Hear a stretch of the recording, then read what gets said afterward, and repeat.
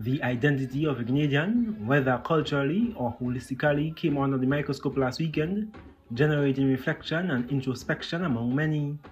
The responses may be different for each generation, especially now in the era of artificial intelligence, AI, social media, and mass communication. During the drum moonlighting activity over the weekend in Tivoli, this important question was raised, with many reminiscing on the childhood games such as spinning top, playing marble, or skip rope.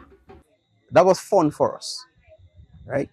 Today, if you ask a youth today a song in skip rope, or how to make a top, or even how to pitch marble, they don't know.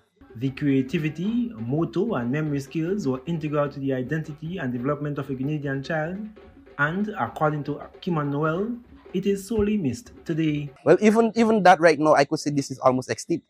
You know, before, in my years growing up in the early 90s, that was a thing that we used to do under the moonlight. We would make porridge, tanya log, the favorite, cocoa tea, and we would do coconut bakes, and we would listen to our elders telling us stories. Stories that would sometimes get us so frightened that we were afraid to go home, that we live in a minute away and we were afraid to go home. And today is like all this is gone. He notes that some of the folklore, cuisines, and traditions are other major parts of our identity which have been lost over generations. Besides the storytelling, a lot of our culture has died. Patois, for example, we don't know patois like that, and our neighboring islands, they are good at it. Barbados, St. Vincent, other islands, they are so very good at it. But in Grenada, it was hidden from us because it was used as a form of hypocrisy. They don't want you to hear what they're saying. And today, because of that, we are ignorant of it. You understand? So again, a lot of our tradition, a lot of our culture, it has left us.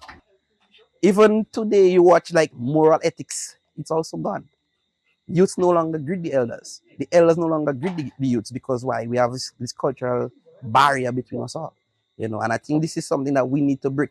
Noel also alluded to the deeper cultural aspects of Juve and Jab Jab, its meaning, history, and contributions to the identity of a Grenadian, which ties to the heritage many are not aware of. And Jab, it represents freedom or rebellion against slavery.